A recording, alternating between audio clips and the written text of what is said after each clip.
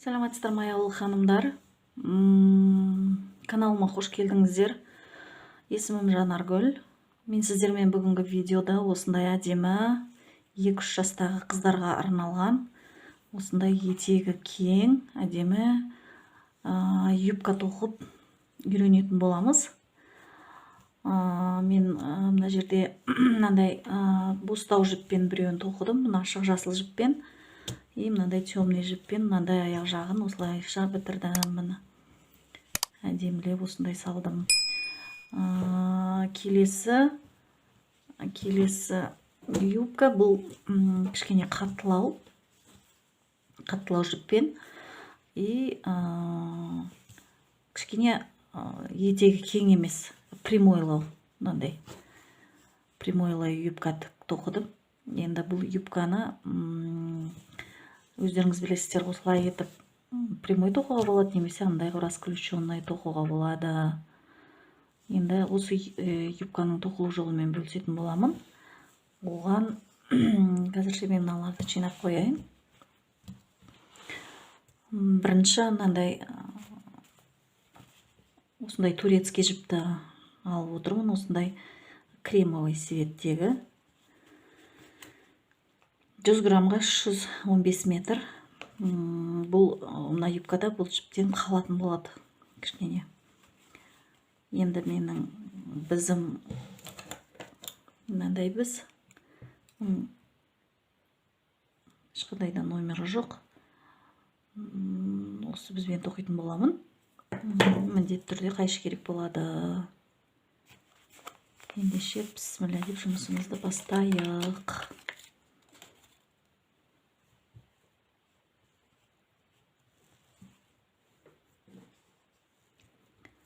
Бірінші былай етіп қолдарыңызға орап алып бастап аласыздар. Көтеріп бірінші белінен бастайтын боламыз.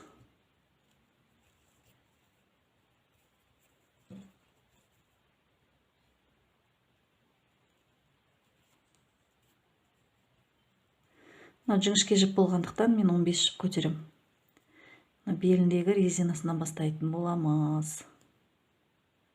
Ал егер қалыңдау, жуандау жіп болатын болса, сіздер одан 10, мысалы мен мына юбкаға екеуіне де 15 жіптен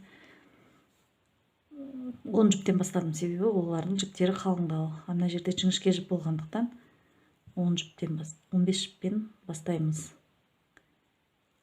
4-еу, 5-еу.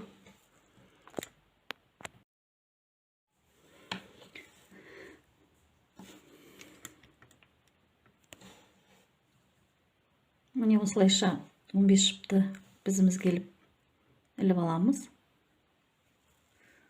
Енді осының әрқайсысын осылай етіп тоқып шығамыз. Бізімізге жіп ілмей тоқимыз.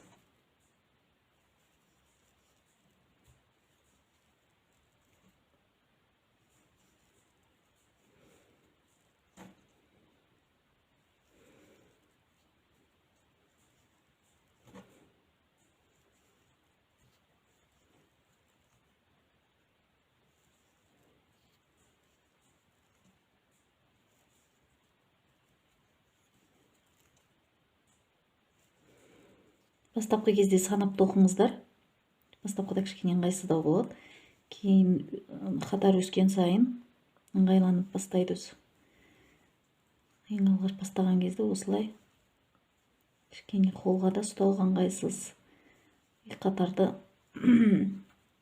жіптерді қалдырып кетпей тоқуға тырысыңыздар. Себебі жіпті қалдырсаңыздар жіңішкелене береді. Енді бүйтіп бір жіп көтеріп аламыз да, келесі жағын айналдырамыз. Келесі мына теріс жағы. Енді осы жерде қарап отырсаңыздар, мына жерде былайынан тұр, міне. Былайынан тұр, мына. Осының мына алдыңғы жібі, артқы жібі емес, мына алдыңғы жібі бар ғой, мына алдыңғы жібі. Міне осыдан алып тоқисыздар. Мына жерде жіп тастап кетпеңіздер. 15 жіпті санап отырып тоқыңыздар ең алғаш. Мына былай. Мына жерден қарап отырып, мына мына алдыңғы жіптерді алыңыздар.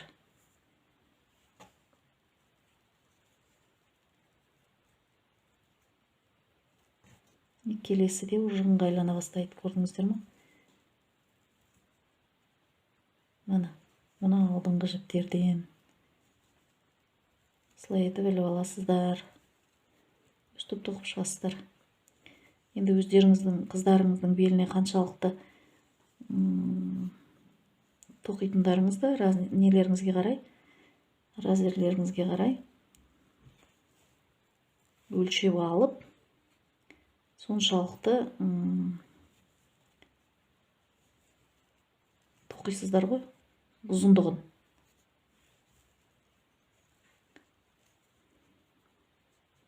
Белін өлшеп алып отырып тоқисыздар.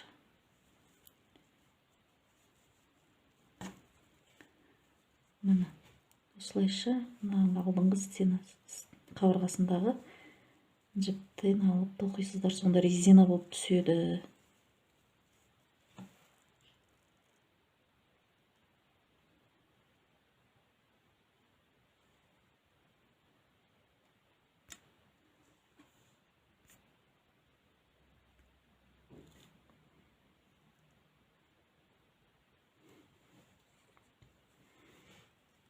Мына жерден міне аяқ жағынан жіп қалдырып кетпеңіздер.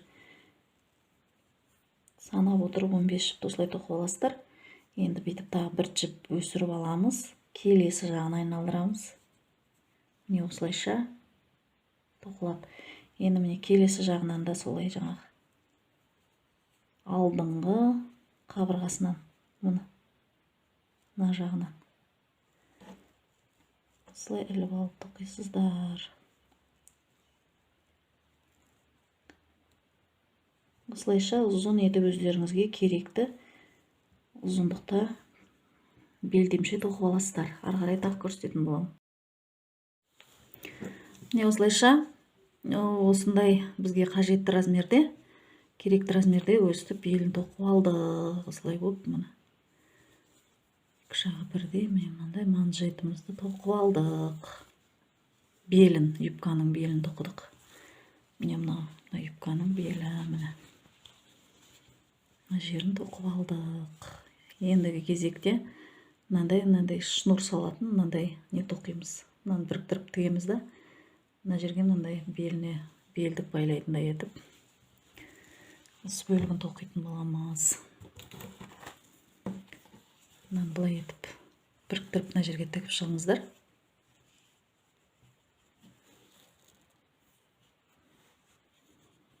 Жіпті қосып тігіп жібересіздер. Осы жерде өстіп тігіп алыңыздар.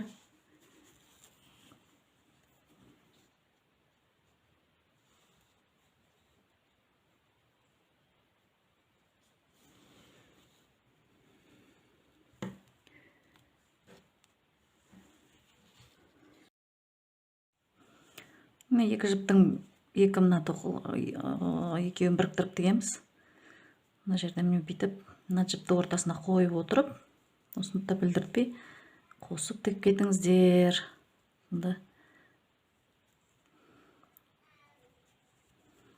Бізбен ілмекпізбен осылай етіп тігіп алыңыздар. Екі бетін, екі бұрышын бірдей қып ұстап отырып осылай.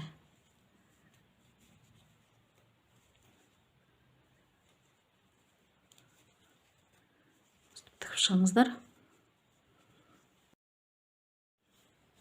Осылайша ортасын білдіртпей тігіп алдық. Міне ортасы білінбейді. Енді мынаны жаңағыдай беліне белдік тағатындай етіп, лента или болмаса жаңа жіппен тоқып тағатындай етіп, мына жерге ары қарай жұмысымыз жалғасып кетеді. Осымен мынандай шнур салатын жерін тоқып шығамыз. Ол қалай? Мына жерден 4 жіп жоғары көтеріп алдық. 5-ші тағы бір жіпті көтеріп алайық біріншісіне. Содан кейін осыны мына қыр тоқыдық. Қыр болды ғой, міне әр жерде қыр тұр, міне байқап отырсаңыздар, қыр болып түсті. Енді соның мына ортадағы біреуін қалдырып кетесіздер. Екіншісіне орналастырамыз. Міне былай етіп екіншісіне орналастырып аламыз. Тағы да біреу, екеу, үшеу, төртеу, бесеу. Бесеу тоқыдыңызда мынау қалады келесісіне.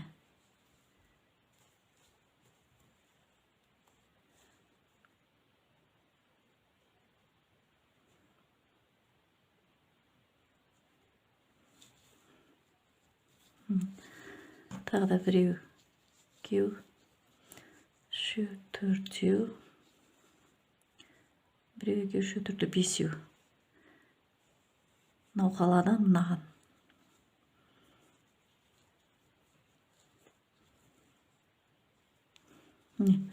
Осылай етіп, былай етіп, мына шнур тоқып шығасыздар. Ары қарай жұмысымыз осыған жалғасып кетеді. Ары қарай тағы қазір көрсетем. Осылай етіп, айналдыра тоқып шығыңыздар. Екеңіздерін айналдыра тоқып келдік. Енді мына жерге бекітетін боламыз бұны. Дәл осы жерге осылай етіп бекітіп аламыз да. Енді мынаны мына жіпке, бірінші жіпке былай етіп өткізіп аламыз. Енді міне осы жерге 1, 2, 3 жіп өсіріп аламыз да. Осы жерден жұмысымызды бастаймыз. Келесі. Екеу тоқыдық. Үшеу. Енді 2 жіп шиімізге өсіріп аламыз да. Дәл осы жерге қайтадан тағы да 3 тоқып шығамыз. Біреу,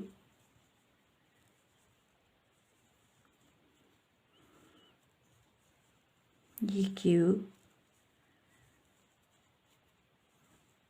үшеу. Енді жіп іліп аламыз.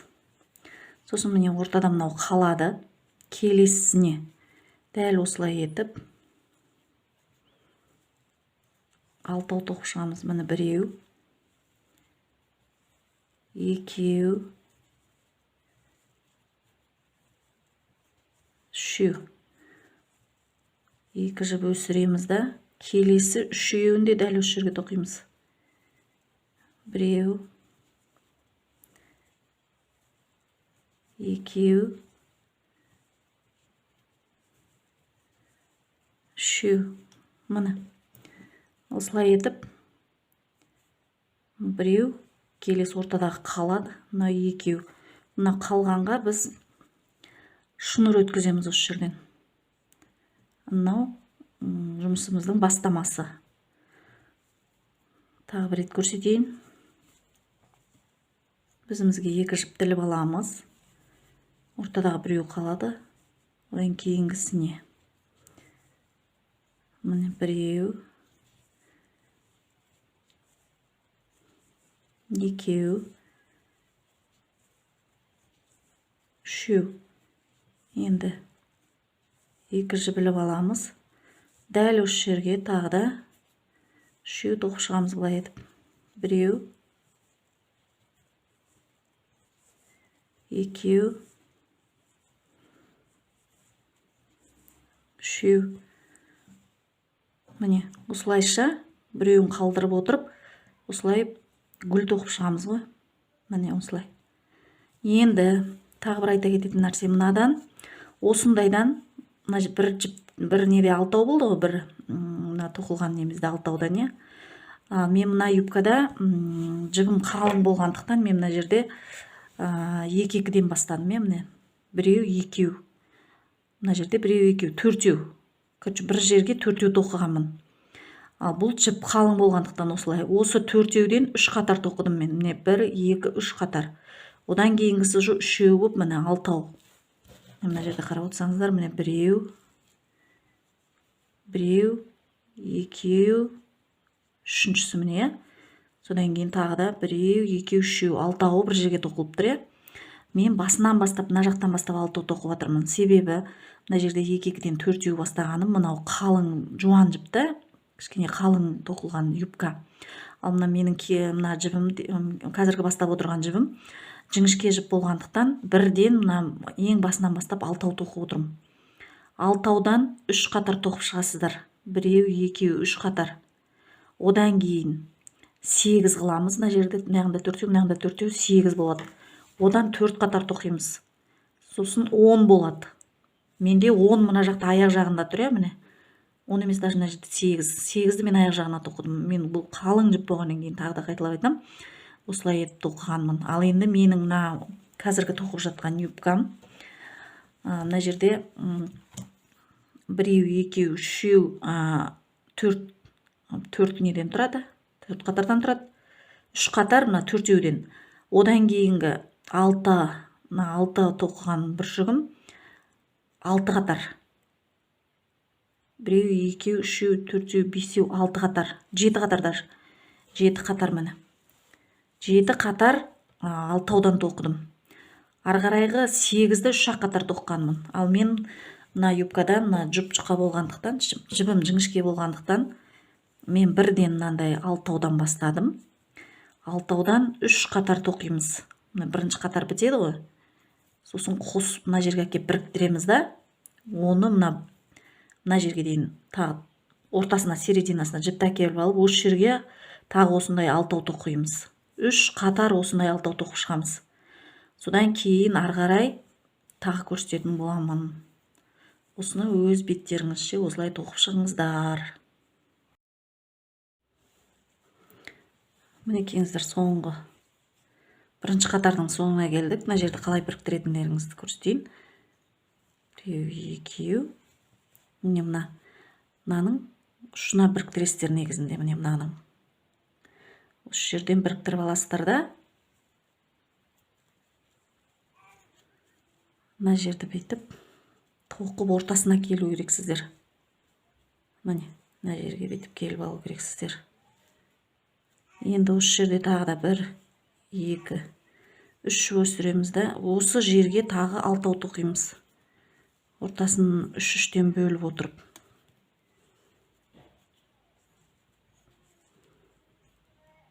Үшеу, енді 2 жіп өсіреміз да, дәл осы жерге тағы да 3 жіп тоқимыз.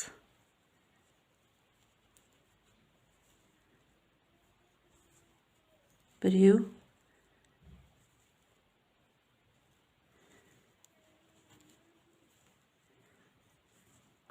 екеу,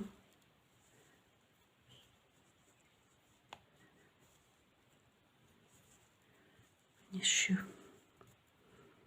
Соны мынау 6-ау, келесі 6-ау. Енді осындайдан 1 қатар, 2-ші қатар, 3-ші қатар тоқып аласыздар. Содан кейін мына ортасындағы, мына жерде 2 жіп алып отырдық қой. Енді 3 қатардан кейін мына ортасы өседі ғой, мына жер кішкене тырсыңқырап қалады. Сол үшін қазірге болады келесіге. Келесіде 8 тоқимыз ғой, мынандайда. Мына жерде 6-ау болып тұр ғой, келесіде 8 тоқимыз. Сол үшін мына жердегі жіпті, мына 2 жіп емес, 3 жіп қып, міне. Мына жерде 2 өсіріп отырмыз ғой, былай қып, міне. 1, 2 өсіріп отырмыз, е. Ал 3 қатардан кейін, мына 6-ау біткеннен кейін 3 біліп аласыздар. Сонда мына жерге мынау бүйтіп ортасына мысал ретінде көрсетіп жатырмын. Мынаны бүйтіп тоққан кезде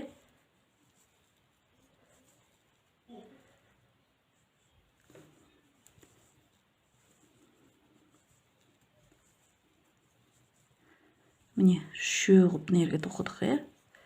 Одан кейін 3 жіп қып өсіріп аламыз. Бұл 3 қатар 6-ауды тоқып болғаннан кейін шатастырмаңыздар. Міне, мына 3 тоқыдық па, енді 3 іліп аламыз да,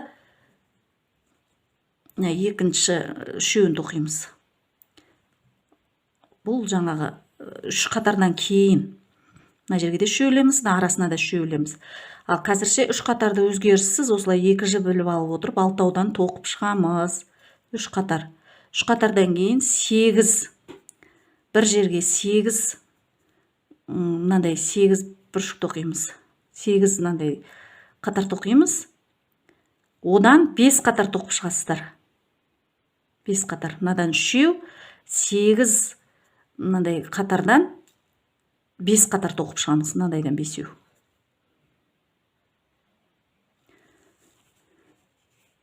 Осылайша жұмысымыз жалғаса береді. Түсінікті деп ойлаймын. Өз беттеріңізше осылар тоқып шығыңыздар. Ары қарай тағы да көрсетемін. Міне 3-ші қатардың соңына келдік. Мен сіздерге мына жерде көрсетіп өтейін. Біз мына алдыңғы екі қатарда мына жерде 2 жіп, мына жерде 2 жіп өсіріп отырдық, ортасында. Енді мына 3-ші қатарда 4-ші қатарға дайындық үшін 4-ші қатарда себебі 8 қатар болады ғой, мына жерде 8 бір неге 8 оқимыз. Сондықтан 3-ші қатарда былай етіп, мына жерде ортадағы жіпті де мен қайтадан көрсетейін. Мына ортадағы жіпті де 2 жіп емес 3 жіп өсіреміз. 1, 2, 3. Міне осылайша. Енді мына жерге 6 тоқып аламыз. Осының ортасында міне 6 тоқып жатқан кезде мына жерде 3-ден кейін 2 жіп өсіруіміз керек қой, міне 3-шісі, Осы жерде де 2 жіп емес 3 жіп өсіреміз. 1, 2, 3, міне. 3 жіп өсіреміз да қайтадан осы жерге 3 тоқимыз, Бұл 3-ші қатар, соңғы 3-ші қатар. 6 жіптен 6 неден тоқылатын, бір жерге 6 тоқылатын 3-ші қатар. Енді қазір 3-ші қатарымызды болдық. 1, 2, 3. 3-ші қатарымызды болдық, не?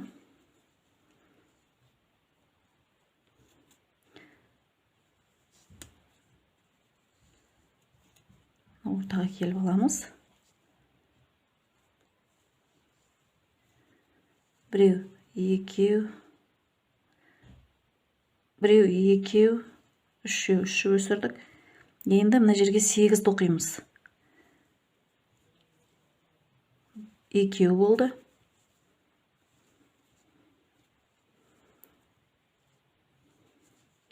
3, 4. 4-ін бірінші тоқып аламыз да. 3 өсіреміз. 2, 3. Енді осы жерге қайтадан тағы 4 тоқимыз. 1, 2, 3, 4. Енді мына жерде тағы 1, 2, 3 жіп өсіріп қоямыз, мына. Сонда мында былай болады.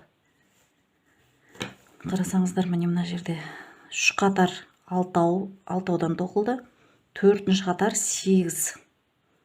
Енді осылайша мына юбканың етегі былайынша жайыла бастайды. Сондықтан осылай үлкейте береміз. 6-дан енді осы 8-ден бір жерге 8 тоқудан 5 қатар тоқимыз мынандай. Мына жерде 1, 2, 3 қатар тоқыдық қой. Енді мына 8-ден 5 қатар тоқып шығамыз. Өз беттеріңізше 8-ден 5 қатар тоқып шығыңыздар. Ары қарай тағы көрсететін боламын. Мінекейіңіздер, юбкамызды осылайша мына тоқып шықтық. Енді мына жерде түсіндіріп кететін жайт. Мына жерде 3-тен 6-дан бір жерге 6 қатар тоқығаннан 1, 2, 3 қатар тоқыдық. Енді 8-ден 4-еуімнағында бір жерге 8 қатар тоқығаннан 1, 2, 3, 4, 5 тоқыдық. 5 қатар. Енді 5-5-тен 10-нан 4 қатар тоқыдық. Енді 5-ші ең соңғы етегіне мен мынадай етіп күлгіннен салып отырмын. Осымен ерекшеленетін болады юбкамыз. Мына юбкадағы сияқты. Мен мынаған мына жерде қара жасыл салдым, жасылға. Мынадай етіп. Сол сияқты жаңағы мына юбкамызға мынадай етіп күлгіннен салып отырмын. Бұл жерде 10-нан сонда күлгін жіппен бір жерге 10 тоқумен, мынандай, мына 5-еу, мына 5-еу тоқумен 10-нан 5, бір қатар тоқып шығамыз. Бірақ қатар, бұдан бірақ қатар тоқисыздар. Бұл соңғысы болып есептелінеді. Тура сол жаңағы мына 5-еуін тоқыған сияқты мына жерге былай етіп.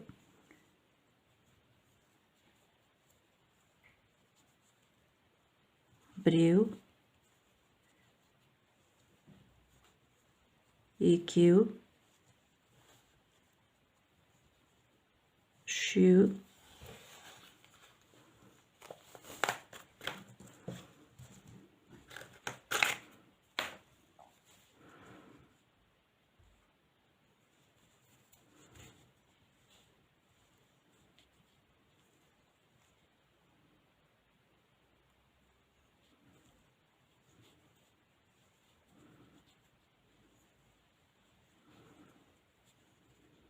яғни 5-еу. Енді ортасына 1-2 жіп қана тоқисаңыздар болды, себебі енді ары қарай тоқымаймыз. Осы ең соңғысы. Сондықтан ортаға 2 жіп қана алсаңыздар болады.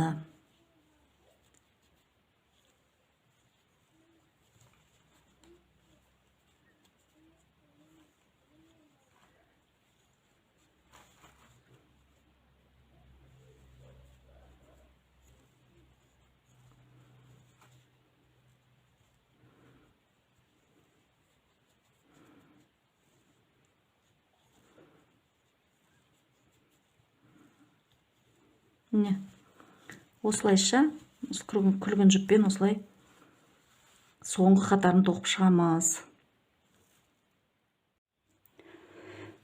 Міне кеңіздер, осылайша юбкамыздың жұмысы бітті. Міне осылай етіп юбка тоқып аламыз.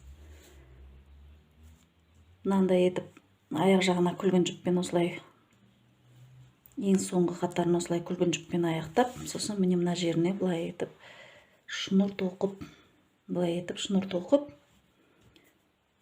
беліне тартып байлап қоюларыңызға болады.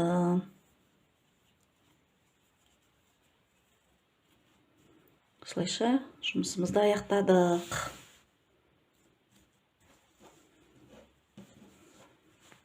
Алдыңғы тоқыған юбкаларымыз.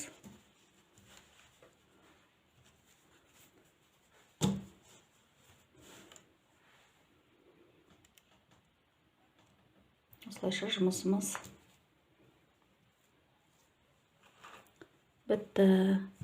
Тоқыған бұйымым сіздерге ұнаған болса, лайк басып комментарий жазып кетіңіздер. Тағы да басқа осындай жақсы видеоларымды көргілеріңіз келсе, қоңыраушаны баса кетіңіздер. Менімен бірге болғандарыңызға, назарларыңызға алғысым шексіз. Қош сау болып тұрыңыздар. Келесі кездескенше.